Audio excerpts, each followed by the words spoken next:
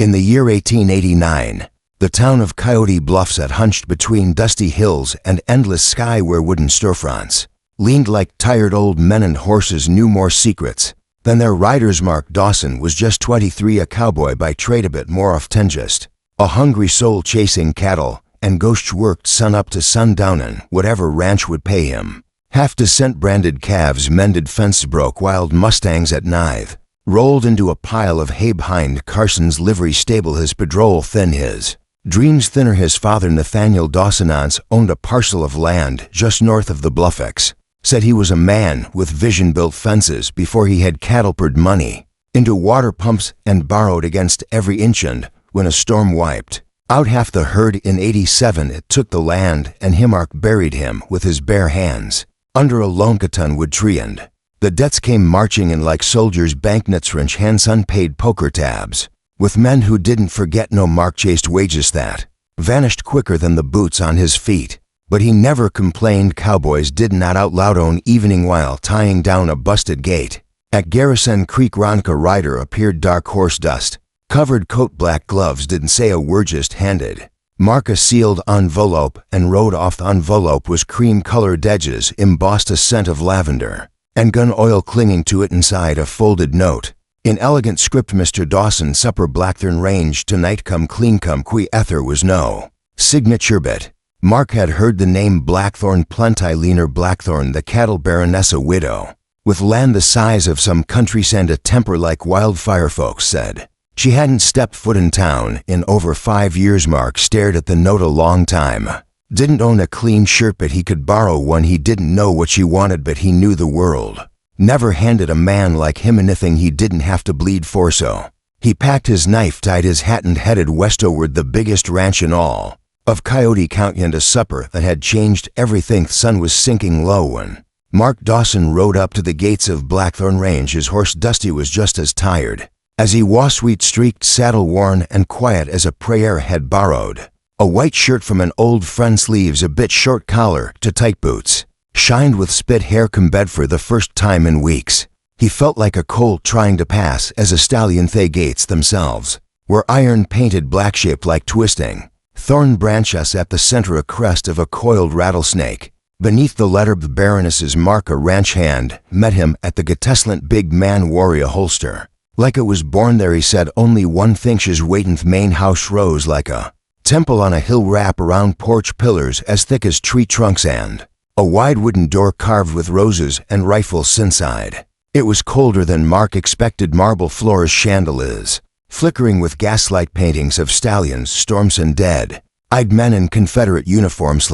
The wall servants moved like ghosts, neat, quiet, efficient. No one spoke to him. Then the doors opened into the dining hall. She was sitting there already at the far end of a long oak table, uplished so fine it reflected candlelight like a pondaliner. Blackthorn wore a dark purple riding dress with silver button share tied up under a black lace veil and rings on every other finger. Her face was pallid, untouched by time or mercy. Mr. Dawson, she said without rising. You came, wasn't sure if I had a choice, ma'am. Mark replied, voice low, hat in hand. You always have a choice, said. You just don't always like what happens if you say no. Mark sat down slowly, the silverware gleamed, roast venison bread still steaming, and a bottle of red so deep it looked black under the light.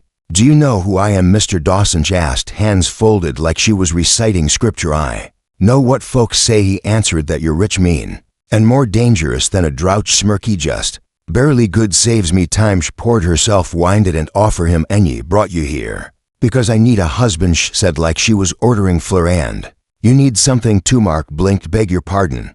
Marriage legal immediately, and week after that we part ways quietly. Clean lie stared at her like she'd just asked him to rope a tornado. Me? Because you're poor, decent, and forgettable. I don't know whether to be flattered or insulted. Mark muttered, both, she said, sipping her winna. Say yes, and you'll never owe another man again. Say no, and I'll have my cook send you home.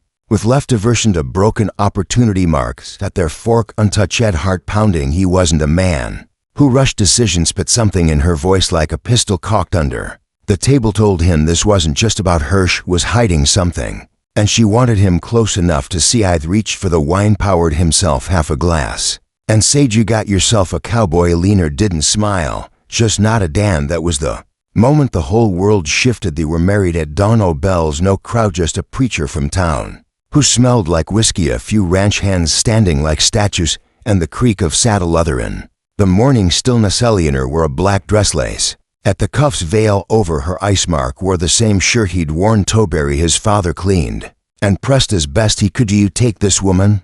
The preacher, a sked. Mark looked at Eleanor. Her face was stone, but her eyes were sharp. He wasn't marrying a woman, who was marrying a stormy. Do he said, though it felt like jumping off a cliff. And do you take this man? The preacher, a skeety. Suppose I must, Eleanor answered flat and final, and just like that.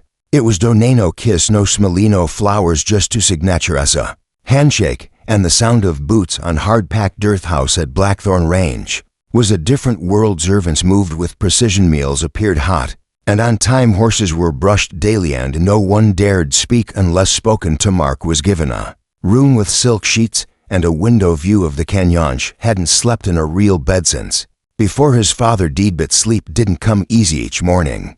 He found breakfast waiting, bacon, eggs, fresh cornbread, but Eleanor never joined him each afternoon. He rode the fences, swacked the fields, met the workers. They called him Mr. Dawson now, but not with respect, more like caution. And every night Eleanor sat alone on the front veranda with a glass of wine and a stack of old letters. Mark watched her from the hallway, always the same routine: drink red cig and disappear into that locked room at the end of the hall. He asked once, what's behind that door? She looked at him with those ice glass eyes and said, part of me that still matters. Mark didn't ask. Again days moved like slow cattle. Mark worked, watched, wondered. Was a husband in name, a Gaston, practicing to ghost when the candles burned low. But on the third night something strange happened. Ed found a letter slipped under his door, no name, no seal, just a line written in perfect ink: you have 6 days left to know who she really is. Mark stared at the paper long after the candle burned out. Be the 4th day. Mark Dawson knew the truth.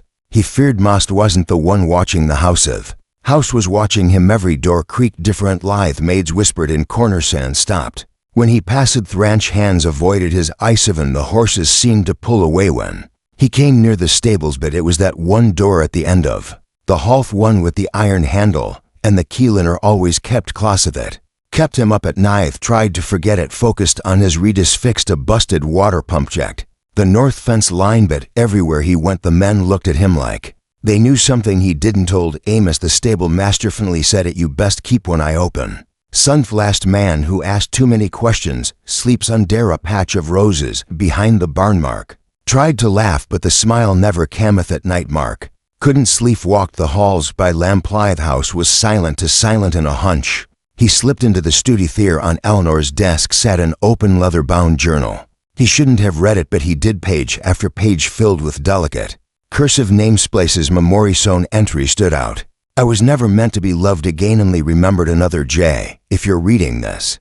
I gave him the deal, said yes, that means I have 7 days left. The journal snapped shut in his hands. His footsteps echoed outside the stud. I barely made it back to his room. Bore Eleanor's shadow crossed his door. In the mirror Mark looked at himself as a cowboy, not as a husband, as a man. Woad stepped into a story bigger than he could hold. Muttered, what the hell did I marry into? The 7th day came in strange quiet thought, and still it. The land itself was holding its breath. Mark woke to find Eleanor gone to her side of the bed, untouched, at her wine glass on the porch, half full. No staff, no horses, saddle, just silence. The entire ranch had changa doors ajar, windows open, wind moving through like a whisper to loud do ignore. And then the door at the end of the hall was open. Mark stepped inside. It was a room dressed in shadow and memory, velvet curtains, dust covered chairs, and a large oil painting above the mantel. A younger Eleanor smiling beside a man with fire in his eyes. Beneath it a trunk sat open, inside letters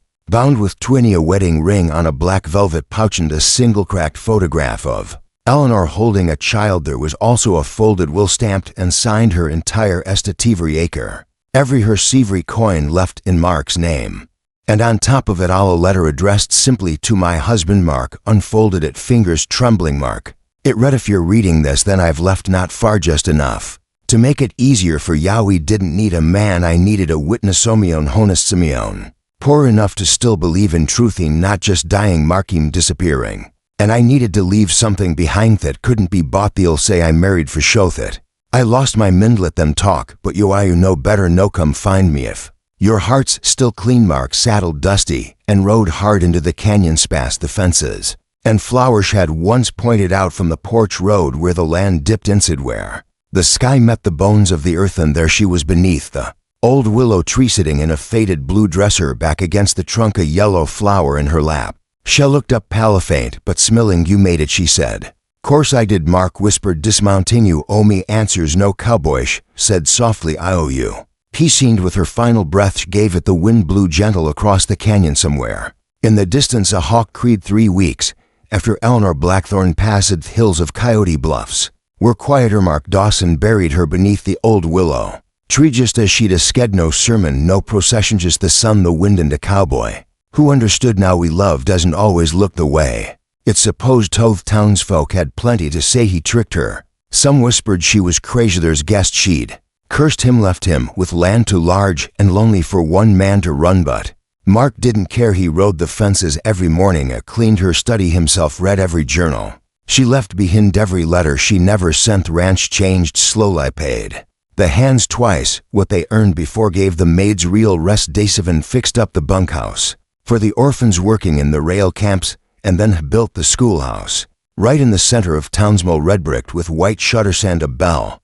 that rang true at 7 a.m. sharp above the front door, carved in clean iron letters were the word Shellen or Blackthorn School for Frontier Youth. Mark taught the first class himself, wrote lessons by candlelight, taught them history numbers and how to ride a horse with honor. Sometimes at dusk he'd ride out to the canyon alone, sit by her, talk to her like she never left. He still don't understand all of the the'd whisper, but I reckon that's all right. You gave me more than I ever thought I'd have you. And as the sun dipped low behind the hills and the grass whispered through the wind, Mark Dawson, cowboy husband, would tip his hat to the past, not to mourn it, but to honor it. And the Blackthorn name lived on it, in gold, not in cattle but in children's laughter and quiet truths passed from one dusty soul to another.